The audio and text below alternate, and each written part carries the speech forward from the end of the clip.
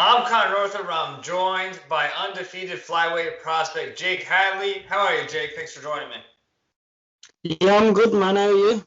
Good. Thanks for asking. I appreciate it. Hey, you're obviously a few weeks now removed from that Cage Warriors bout where you were successful. Kept that O. But how good did it feel just to kind of get back into the cage after I think you were out for a little, just like I think it was like a day and like 3 days, a year and 3 days. Yeah. Well, yeah, it felt good to be back in the cage. It'd been a year, since my last fight. When I beat Blaine O'Driscoll on Bellator, so it'd been a year, so it felt good to get back in the cage and get another win. To be honest, I didn't feel no ring rust or anything like that. I just felt like it was another day in the office, but yeah, it felt good to get back in there, get another dominant win. Yeah. Uh, yeah. Was ring rust, was that something that maybe you were worried about going into it a little bit? No, not really, because like when I spar at my gym in Birmingham, Fearless MMA, I spar hard, you know what I mean? So and I spar hard like twice a week in preparation for a fight. So to be honest, it just felt like sparring. But the only difference was Saj had to go and spend 3 rounds with me, even though he didn't. But what I do in sparring, I have a fresh guy every round. So if anything, I felt actually better. Oh, this guy has to stand 3 rounds with me rather than one guy in, one guy out, one guy in. Thought it's going to be even easier than sparring, you get me? So, and it showed in the fight, it was easier than sparring. So, yeah. Yeah. And that year break, was that mostly due to COVID, or was there anything else kind of maybe from that like September to March timeline that maybe were holding you back from a quick turnaround? Yeah, what held me back from September to um like March times was I was signed with EFC in South Africa.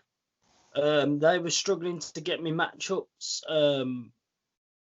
Bellator didn't get me back on again after that fight, so I was in negotiations with Cage Warriors and a few other promotions. And I was actually supposed to fight for the belt straight away on Cage Warriors. Um, but because I was signed to EFC and it took me a bit to get out of my contract with EFC, they Oh, had to okay. go with other options. So that's what held me back, was me getting out of contract with EFC. Once I did get out of contract, I got a match up against Saj for April, but then obviously COVID hit, cancelled that off. So that's why I had like 7 months out of the game between September to April, was because of the EFC contracts and all that. Yeah. Now this was your I believe of a five-fight contract with Cage Warriors too. I mean, could have gotten off to a better start.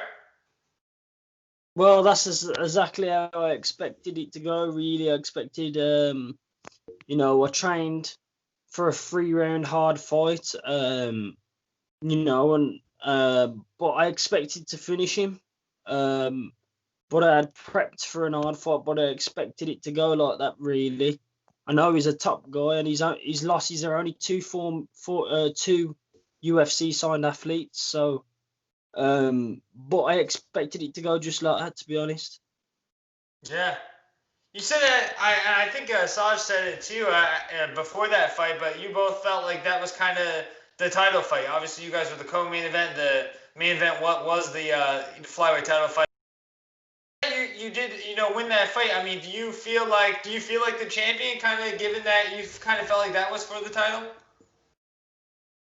Yeah, well, I feel like I've been the champion for a long time. Anyway, I'm the best guy in Europe. When you talk about flyweights, anytime anyone talks about flyweight Europe, they mention me. And if they don't mention me, they don't know what I'm talking about, because I've been fighting abroad, you know what I mean? But any MMA journalists, anyone who knows anything about the game, they always mention me as the top guy, you know what I mean? And they mentioned Saj as one of the top guys. I think Shanks and Samir, who was the champion and the challenger, you know, no one thought of them as the champion anyway. So you know, I've always thought I was the top guy in Europe. Yeah. Are you pretty confident now that your next fight will be for that title against Shanks? Yeah, 100%. It's gonna be. If it ain't gonna be against Shanks, it's gonna be because I've took a fight in the UFC. You know what I mean? Mm-hmm. But 100% it's gonna be Shanks next. So that's what I'm focused on now. Yeah. Has there been any talks or anything like that with like maybe like contender series opportunity UFC? Have you heard anything? No, I haven't. I'm leaving that up to my management. You know, they've been speaking to the UFC. They've been in talks with them, but you know, I just leave it up to them. You know what I mean? I'm just focused on Shanks now until I get word of otherwise to focus on something else. Right now, I'm just focused on Shanks. Yeah. Have you already been kind of like training for him, or are you just kind of staying in shape, and then when that fight does come, then you kind of enter camp? No, I've gone straight back into camp because I've heard talks that it's going to be late November. So that's 8 weeks this week. So I've gone straight back into camp. I'm already in, I've been training all day today. You know what I mean? Like camp life. So that's what it is. Yeah. How long of a break did you have between kind of jumping into this one and then from that last one? You know, my fight ended quite quick. You know, I was fresh. I did take a few days off. You know, when I wanted, I had a bit of a rest. You know, I ain't stupid. Yeah. You know, so I had a bit of a rest. You know, I started back training, eased into it, and then back into back into a training camp now. So, yeah. Yeah.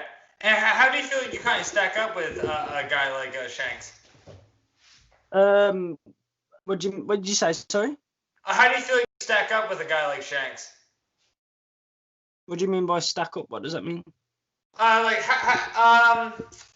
to like how do you feel like you like fare against a guy like that? Like as far as just comparison, that kind of thing. I mean, I think to be honest, I feel like I'm gonna totally dominate and smash Shanks. To be honest, you know, to the point where I have to big him up more than he actually is in my head for me to not fucking, you know, put him down too much. I'm trying to big him up.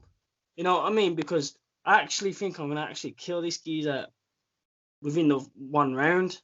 But you know, I'm prepped. I'm gonna be prepping for 5 rounds, training hard, and you know, how do I stack up against him? I feel like in every aspect of the game, whether it's striking, wrestling, jiu-jitsu, cage wrestling, fucking anything he wants to do, I'm 10 times better than him in every aspect of the game. When I watch his fights, I just don't know how he's gonna be able to survive. To be honest. I think he's a tough lad. You know, he's quite tough. He's fit. He's tough. He's fit. He's that's all I can see from him. Where I think, well, he's good here. I think he's tough, and I think he's fit. And that's about it. Yeah. But he's good. Look. That's what I'm saying. He's good. You know, you can't be a world champion without being good. So he's good. He's got some good wins on his record. He beat Petra Menga, who was in the UFC. You know, he's obviously a champ of cage warriors, Samir Fadine. You know, he's beat some local geezers on the UK scene. Connor Hignett, who's a big name on the local scene in the UK. So, you know, he's got some good wins. So I'm taking him deadly serious, but I don't see him surviving what I'm going to be bringing to him. Yeah. What is lacking in his game?